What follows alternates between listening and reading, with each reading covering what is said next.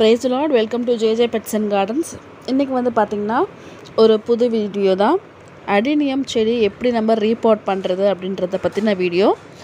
இன்ட்ரோக்கு என்ன காமிக்கிறதுன்னு தெரியல. ஸோ இன்றைக்கி வந்து டிசம்பர் பூத்துருந்துச்சு நம்ம வீட்டில் எல்லோ கலர். ஸோ அதை தான் நான் இன்ட்ரோவில் போட்டிருக்கேன். நம்ம சேனல் யாரா ஃபஸ்ட் டைம் பார்க்குறீங்கன்னா மறக்காமல் சப்ஸ்கிரைப் பண்ணிக்கோங்க. பக்கத்தில் உள்ள பெல் ஐக்கானை ப்ரெஸ் பண்ணிக்கோங்க. கோல்டு இருக்கனால வாய்ஸ் வித்தியாசமாக இருக்குது, அட்ஜஸ்ட் பண்ணிக்கோங்க. நம்ம போன வாரம் போட்ட வீடியோவில் பார்த்திங்கன்னா ஒரு சப்ஸ்கிரைபர் கேட்டிருந்தாங்க, மண்கலவை எப்படி போடணும் சிஸ்டர் அப்படின்னு கேட்டிருந்தாங்க. ஸோ அவங்களுக்கான வீடியோ தான் இது. வாங்க வீடியோக்குள்ளே போகலாம். நம்ம கடைக்கு வர கஸ்டமர் பார்த்திங்கன்னா ஒரு அடினியம் ரீபாட் பண்ணி தர சொன்னாங்க. இதுக்கு முன்னாடி போட்ட இமேஜில் பார்த்திங்கன்னா உங்களுக்கு தெரியும் எவ்வளோ ரூட் ஹேர்ஸ் இருந்துச்சுன்னு சொல்லிட்டு. அதெல்லாமே எடுத்துகிட்டு நான் வந்து இப்போது 2-3 வீக்ஸ் ஆகுது. ஸோ நம்ம இப்போ ரீபாட் பண்ண போகிறோம். பிளான்ட் நல்லா மெச்சூராக இருக்குது, கார்டெக்ஸ் நல்லா இருக்குன்னா தாராளமாக நீங்கள் 1 மாதம் கூட அப்படியே எடுத்து ஒரு ஓரமாக வச்சிடலாம். பொறுமையாக ரீபாட் பண்ணிக்கலாம். ரொம்ப குழன்னு இருக்குது, சின்ன பிளான்ட்டாக இருக்குன்னா நீங்கள் சீக்கிரமாகவே ஒரு 2-3 டேஸில் நீங்கள் ரீபாட் பண்ணிடலாம். இதில் என்னென்ன எடுத்துருக்கோன்னு பார்த்திங்கன்னா செம்மண் எரு எடுத்திருக்கோம். மாட்டுச்சாண எரு வந்து இது கூடவே கலந்துருக்கு, செம்மண் கூடவே கலந்துருக்கு. ஸோ அது எடுத்திருக்கேன். நல்லாவே க்ரோத் நல்லா இருக்குங்க. நான் வச்சுருக்க எல்லா அடினியமுக்கும் சேம் ப்ராசஸ் தான் பண்ணியிருக்கேன். நல்லா அந்த மாட்டுச்சாண எருலாம் நல்லா உடச்சி விட்டுருங்க.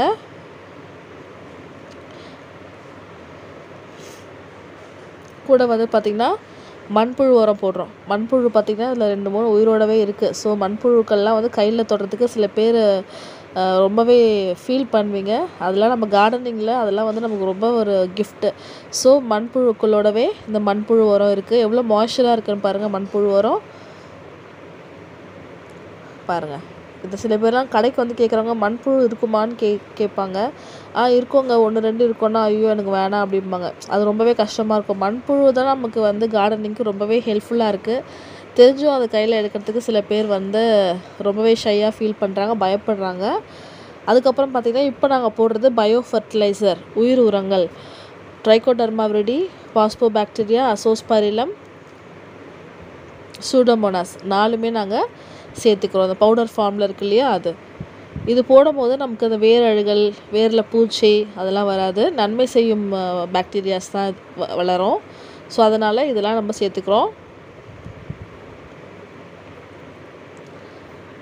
ஒவ்வொன்றுக்கும் ஒரு தனிப்பட்ட குணங்கள் இருக்குது. சூடோமோனாஸ்க்கு, அசோஸ்பரிலம்க்கு எல்லாம் ஃபங்கல் க்ரோத் வராமல் தடுக்கும்.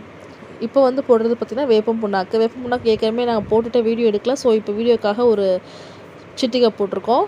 இது வந்து பார்த்திங்கன்னா ஃபஸ்ட்டு காமிச்ச அடினியமோட பிளான்ட்லேருந்து ரூட் ஹேர்ஸ்லாம் கட் பண்ணி 2-3 வாரம் ஆச்சு. நல்லா அது ஷேப் பாருங்கள், அழகாக உங்களுக்கு மொசைக்கு மாதிரி இருக்குது. ஒரு ரூட் ஹேர் கூட இல்லை. சூப்பராக பாலிஷ் பண்ணி எடுத்திருக்கோம். நீங்கள் எப்போ ரீபாட் பண்ணாலும் கார்டெக்ஸை அமுக்கி பாருங்கள்.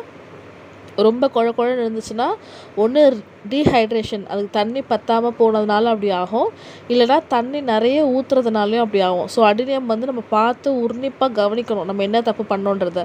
இது வந்து கார்டெக்ஸ் நல்லா திக்காக இருக்குது. ஸோ நம்ம இன்றைக்கி ரீபாட் பண்ணிடுறோம். இது நீங்கள் மண்ணிலேருந்து எடுக்கிறீங்கன்னா நல்லா ஒரு தண்ணியில் போட்டு வாஷ் பண்ணிவிட்டு சாஃப் வச்சுருந்தீங்கன்னா, ஃபங்கிசைடான சாஃப் வச்சுருந்தீங்கன்னா ஒரு பக்கெட்டில் தண்ணி ஊற்றி ஒரு 10 நிமிஷம் அந்த சாஃபில் இந்த செடியை போட்டுருங்க. போட்டுட்டு எடுத்து நிழல் பாங்கான இடத்துல காய வைங்க, ட்ரை பண்ணுங்கள். ஓகேங்களா? அதுக்கப்புறமா அந்த ரூட் ஹேர்ஸ்லாம் நம்ம கட் பண்ணிட்டு மறுபடியும் ஒரு தடவை சாஃபில் போட்டு எடுத்து வச்சிட்டோன்னா பிளான்ட் நல்லாவே ரெடி ஆகிடும். பாருங்கள் நல்ல ஷேப்பில் இருக்குல்ல, நல்லா அந்த ரூட்லாம் வந்து சூப்பராக பெண்ட் ஆகி அழகாக ஒரு சூப்பர் ஷேப்பில் வந்திருக்கு. கஸ்டமர் இதான் அடினியம் வந்து ஃபஸ்ட் டைம் வளர்க்குறாங்க அப்படின்றனால நீங்களே வச்சு கொடுத்துருங்கன்ட்டாங்க. ஸோ பாட் எல்லாமே நாங்களே சூஸ் பண்ணது தான். அடினியம்க்கு வந்து நாங்கள் இந்த மாதிரி பாட் தான் சூஸ் பண்ணுறோம். ஓவல் ஷேப் பாட்டு, அகலம் கம்மியாக இருக்கணும். ஓகேவா? சுற்றளவு நம்ம தண்ணி ஊற்றுறதுக்கு உரம் போடுறதுக்கெலாம் கரெக்டாக இருக்கணும். ஸோ அகலம் தேவையில்லை அடினியம் பொறுத்த வரைக்கும். இது வந்து நல்லா பாத் டப் மாதிரி சின்ன சைஸு வித் பிளேட்டோடவே நம்மகிட்ட இருக்குது. ஸோ இதில் தான் நம்ம வச்சு கொடுக்க போகிறோம். இப்போ எல்லாமே போட்டுட்டோம். இப்போ என்னென்ன ஆட் பண்ணியிருக்கோன்னு பார்த்திங்கன்னா மண் கலவையில் செம்மண், எரு, மண்புழு உரம், வேப்பம் புண்ணாக்கு, அப்புறம் உயிர் உரங்கள்லாம் சேர்த்துருக்கோம். கோகோபீட் போட்டிருக்கோம். கோகோபீட் நாங்கள் ஏன் போட்டிருக்கோன்னா எங்கிட்ட ஆற்று மணல்லாம் கிடையாது, அதனால் கோகோபீட் போட்டிருக்கேன். உங்களுக்கு ஆற்று மணல் கிடைக்கும் அப்படின்னா ஆற்று மணல் சேர்த்துக்கோங்க. அப்போ தான் தண்ணி ஈஸியாக உங்களுக்கு ட்ரெயின் ஆகும். அடினியமில் தண்ணி தேங்கி நிற்கக்கூடாது. எவ்வளோ சூப்பராக இருக்குது பாருங்கள். கார்டெக்ஸ்லாம் நல்லா சூப்பராக இருக்குது. ஃபஸ்ட்டு நீங்கள் கார்டெக்ஸ் செக் பண்ணுங்கள். அடினியம் ஃபஸ்ட்டு வளர்க்க போகிறீங்க அப்படின்னா ஈஸியாக இருக்குங்க. நீங்கள் ஃபஸ்ட்டு சிங்கிள் பெட்டல் வாங்கி வளர்த்து பாருங்கள். நல்ல வெயில் இருக்கிற இடத்துல வைக்கணும். பால்கனியில், ரூம்லலாம் வைக்கக்கூடாது. நல்ல வெயில் படணும். 8 மணி நேரம் வெயில் கண்டிப்பாக வேணும். நீங்கள் உரம் போடலாலும் பரவாயில்ல, வெயிலில் வைக்கும்போது அதுக்கான சத்துக்கள் எல்லாமே அது அந்த வெயில்லேருந்து எடுத்துக்கும். ஓகேவா? அப்போ தான் உங்களுக்கு ப்ளூம் நல்லா நிறைய பூக்கும், நல்லா பிரைட் கலர்ஸில் இருக்கும். அடினியமில் ஏகப்பட்ட கலர்ஸ் இருக்குங்க. நிறைய கிராஃப்டிங் வந்துருச்சு. சூப்பரான டபுள் பெட்டல் அது இதுன்னு சொல்லிட்டு ஏகப்பட்ட வெரைட்டிஸ் இருக்குது. ஸோ ஒவ்வொன்றும் ஒரு ரேட் வரும். அதோட சைஸ் பொறுத்து, அதோட கார்டெக்ஸ் பொறுத்து தான் உங்களுக்கு ப்ரைஸ் வந்து டிஃபர் ஆகும். ஓகேங்களா?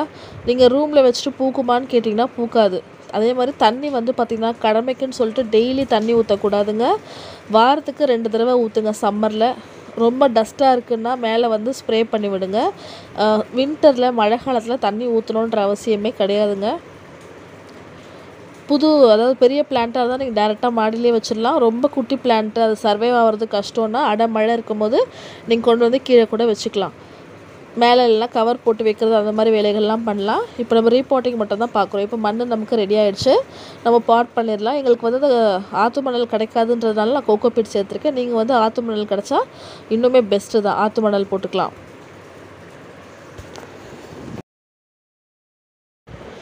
மண்கலவை ரெடி ஆகிடுச்சு. நம்ம வந்து இப்போ அந்த தொட்டியில் ஃபில் பண்ணிக்கலாம். தொட்டியில் ஃபில் பண்ணிவிட்டு பார்த்திங்கன்னா அடினியமோட செடியை ஈரமாக ஆக்கிடாதீங்க. ட்ரையாக இருக்குல்ல செக் பண்ணிவிட்டு நல்லா ஒரு தடவை கார்டெக்ஸ் ப்ரெஸ் பண்ணி பார்த்துட்டு நீங்கள் பிளான் பண்ண ஆரம்பிச்சிடலாம். சென்டராக மண் எடுத்து வைங்க. இது எல்லாமே உள்ளே போக வேண்டாம். அந்த அடியில் இருக்க அந்த ரூட்டு மட்டும் நாங்கள் உள்ளே வைக்கிறோம். அந்த மேலே இருக்க பார்ட்டு மேலே தான் இருக்கும். இதுக்கப்புறம் ஒரு 2 வருஷத்துக்கு அப்புறமா நம்ம தொட்டி மாற்றி வைக்கும் போது அந்த கீழே இருக்க பார்ட்டு மேலே லிஃப்ட் பண்ணி வைக்கிறோம். அப்படி வைக்கும் போது தான் உங்களுக்கு இந்த மாதிரி சூப்பர் ஷேப் வரும். நீங்கள் ஏற்கனவே பார்த்துருப்பீங்க. மண் உள்ளே இருக்கும் போது உங்களுக்கு வந்து அந்த ஷேப் தெரியாது. நம்ம எடுத்துலாம் பார்க்கக்கூடாது. அடிக்கடி எடுத்து பார்த்திங்கன்னா ரூட் வந்து உங்களுக்கு இவ்வளோ திக்காக ஆகாது. ஒரு 2 இயர்ஸ் நீங்கள் இந்த தொட்டிலே விட்டுறணும். தண்ணி மட்டும் ஊற்றிட்டு உரம் போட்டுட்டு அப்படியே வந்தீங்கன்னா அதுக்கப்புறமா பார்த்திங்கன்னா உங்களுக்கு 2 இயர்ஸ்க்கு அப்புறம் எடுத்து பார்க்கும்போது ரூட் ஸ்டாக் நல்லா உங்களுக்கு டிஃப்ரெண்ட் ஷேப்பில் வந்திருக்கும். உங்களுக்கு இடையில கேப் வேணும் அப்படின்னா கல் இல்லைன்னா தெர்மாக்கோல் எதனா வச்சு நீங்கள் சப்போர்ட் அந்த கேப் மாதிரி வச்சிங்கன்னா அந்த வேர் நடுவில் வச்சிங்கன்னா உங்களுக்கு அந்த ரூட் ஸ்டாக்கு நீங்கள் எதிர்பார்க்குற ஷேப்பில் கொண்டு வர முடியும். இப்போ நம்ம மண்ணெல்லாம் ஃபுல்லாக போட்டுட்டு தண்ணியை ஊற்றி கொஞ்சம் வந்து இன்றைக்கி வந்து ஈவினிங் டைமில் தான் நம்ம ரீபாட் பண்ணுவோம்ல எல்லாமே. ஸோ ஈவினிங் டைமில் ரீபாட் பண்ணி வச்சுட்டு தண்ணி ஊற்றிட்டோன்னா நாளைக்கு கொண்டு போய் நம்ம வெயிலில் வைக்கலாம். ஸோ இது வந்து கருகும் அந்த மாதிரிலாம் நீங்கள் பயப்பட தேவையில்ல. Easy maintenance plant. அடினியம் வந்து ரொம்ப ஈஸி. நீங்கள் மெனக்கெடணும்னு அவசியமே இல்லை. 2 டே வாரத்துக்கு 2 நாள் தண்ணி ஊற்றினா போதும். சில பேர் கடமைக்கு செடி வளர்க்குறோம் தண்ணி ஊற்றணும் அப்படின்ட்டு காலையில் ஒரு தடவை சாயந்தரம் ஒரு தடவை அந்த மாதிரிலாம் போடக்கூடாது. வாரத்துக்கு 2 தடவை அந்த மாய்ஸ்சர் தொட்டியில் இருக்கான்னு பாருங்கள். இருந்துச்சுன்னா ஊற்றாதீங்க. ட்ரையாக இருக்குது ரொம்ப வறண்டு போயிருக்குன்னா நீங்கள் ஊற்றுங்க. அதே மாதிரி நான் வந்து மழை காலத்தில் கொண்டு வந்து கீழே வைக்கிறது அந்த மாதிரி வேலைகள்லாம் பண்ண மாட்டேன். மழை டைமில் வந்து அடினியம்லாம் கண்டுக்கவே மாட்டேன். அதாவது கார்டெக்ஸை மட்டும் ப்ரெஸ் பண்ணி பார்த்துக்குவேன். ஆனால் வந்து பார்த்திங்கன்னா தண்ணி ஊற்ற மாட்டேன். ஏன்னா மழை டைமில் எப்போ வேணால் மழை வரும். ஸோ மழை வருதுன்னா திடீர்னு வெயில் வரும். ஸோ அந்த வெயிலுக்கு அது செட் ஆகிக்கும். அதுக்கப்புறம் மழை காலம்லாம் முடிஞ்சு அதுக்கப்புறமா நமக்கு மழையே இல்லைன்னா தான் நான் மாய்ஸ்சராக இருந்துச்சுன்னா விட்டுருவேன்.